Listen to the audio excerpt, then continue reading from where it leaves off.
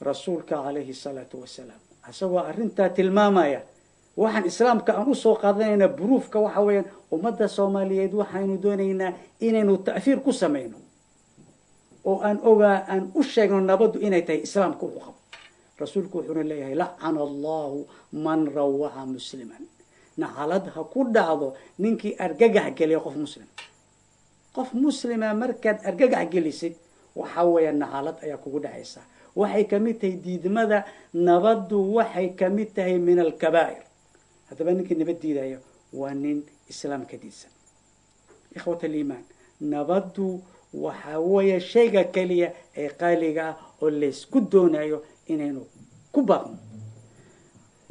ilaahay subxaanahu wa tacaala waddada islaamku waadixa wey laa gubaara fiih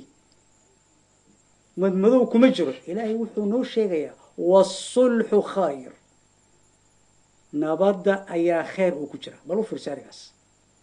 waa erey waadixu lmacaalim muuqaalkiisa uu clear yahay oo aan laalaab aan ku jirin mugda uusan ku jirin haddaba ninkii oranaya bal u fiirso ku oranaya war soomaaliyay dagaal baa dan noogu jira iyo wasulxu khayrun isku miisaan sheekh waxay isku yihiin opposite haddaba waa yahay su-aasha waxaan weydiinaya ummadda soomaaliyeed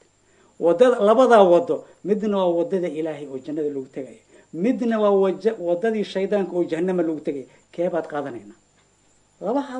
laba hadal oo opposite isku awo ilaahay muxuu ku leeyahay wasulxu khayr nina wuxuuna oranayaa anigu nin qof magaciisa aan sheegaynaa ma jirto koox aan la jirnaa ma jirto waxaynu ka hadlaynaa xaqaa'iq ummaddii baan u bayaaninaynaa xaqa xaqa yaan la nicin nina kooxana waxaynu oranaysaa nabad ummadda soomaaliyeed dagaal bay dan noogu jirtaa labadaa waddo aynu kala doorano dadka la khaldaan waxaan hubnaa dad badan in la khalday magaca islaamka lagu khaldaayo haddaba ogow islaamku arrintiisa waa waadix wey haddaba labadaa kee ayaa raacayna waxaan hubaa ummadda soomaaliyeed oo ah ummad muslima ummadda soomaaliyeed oo aan hubnay inay yihiin ummad geesiyaal ah oo iska saaray gumaysiga maxaarada ummadda soomaaliyeed oo la dagaalay qabqabaliyaalka dagaalka oo aan la soconno inay hub badan ii haysteen banaanka iska dhigin waxaan hubnaa koox yar inaysan afduubi karin waxaynu hubnaa koox yar inay ka adag tahay haddaba waxa weeyaan ummadda soomaaliyeed idinka ayuu maanta dantiina idinka gacanta ku haya waxa weeyaan dagaal dan nooguma jiro ee wuxuu dan noogu jiraa sida ilaahay uu noo sheegayo ah wasulxu khayr haddaba waxa weeyaan walaalayaal mar kale waxaan ku baaqaynaa ummadda soomaaliyeed bayaankan oo uu noo akhriyay afhayeenka ururka aqoon-yahanada uu noo akhriyay soomaaliyeed ee ku nool yurub iyo culummada ay noo soo saareen in bayaankaas aynu qaadano waajib weeyaan oon ku dhaqanno inaan dhegaysano oo aan ku dhaqanno inay waajib ay tahay ikhwata aliimaan walaalayaal waxa weeyaan runtii nabad waxaan rabnaa wax kale maaha soomaaliya muddo ka badan ama ku dhadhow rubci qarn ayaynu ku jirnaa wareer iyo jaha wareer waxaynu u baahannahay maanta jaha wareerka inaan ka baxno bikulli lwuduux maanta waxaynu u baahannahay in lasoo afjaro dhiigga ku baxaya macno darrada rasuulka calayhi salaatu wasalaam wuxuu na oranayaa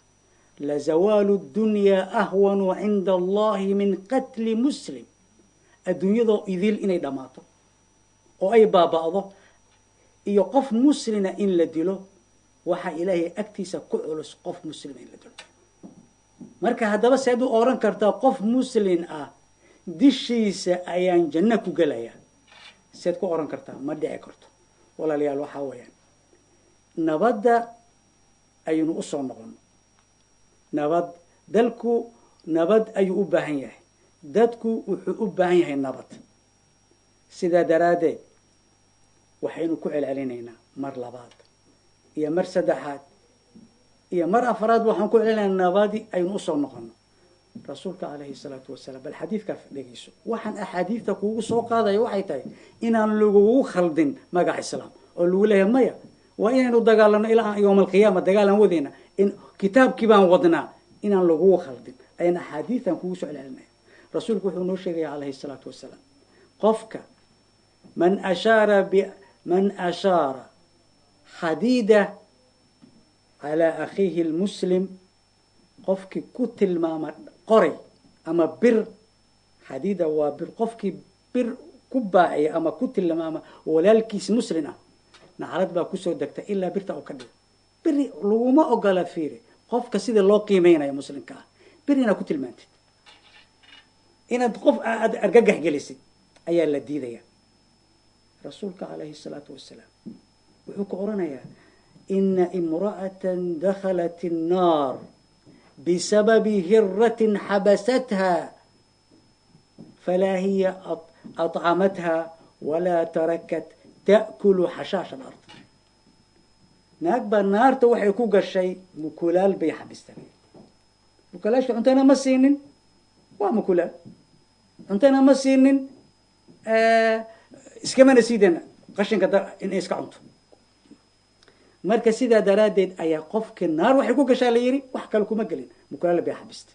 maxaad u malaynaysaa ninka baabi'inaya ee qore iska tuuraya ee gandaal tuuraya ee xaafadda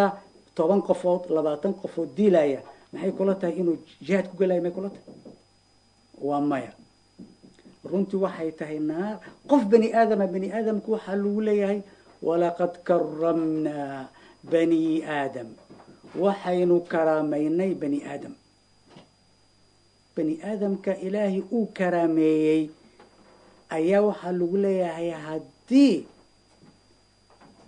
qof bani aadama aad dishay maxaad u malayna marka mukulaal baa naar ku gashay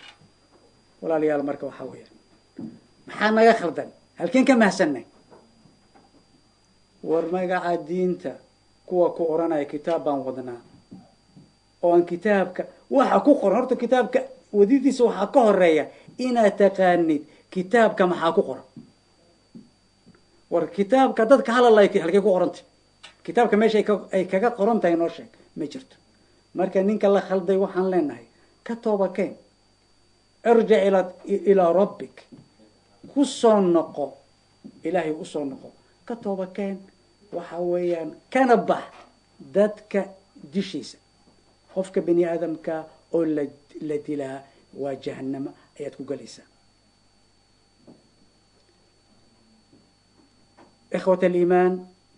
rasuulka calayhi الsalaatu wasalaam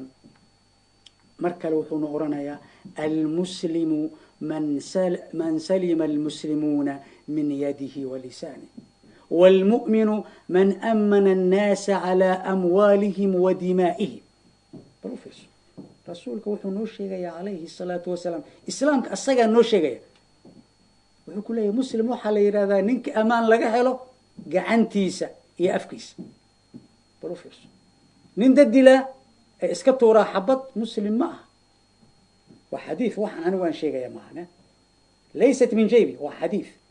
mu'minna waxaa la yidhahdaa ninka ammaan geliya dadka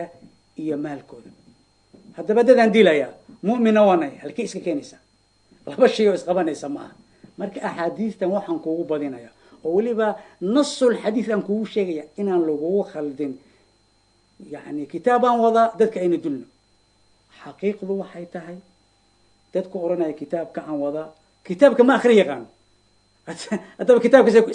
seed ku hergeli seebaad kitaabka ku hergelinaysa maba taqaanid marka waxaan leeyahay dadow yaan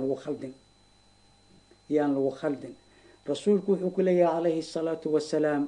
ninka mu'minka waa caaqil waa nin caaqila waa nin dhaki ah marka ha qaadan waxaan jirin kitaab baan wadaa dadka aynu dilno dagaal baan wadaynaa ilaa yowma alqiyaama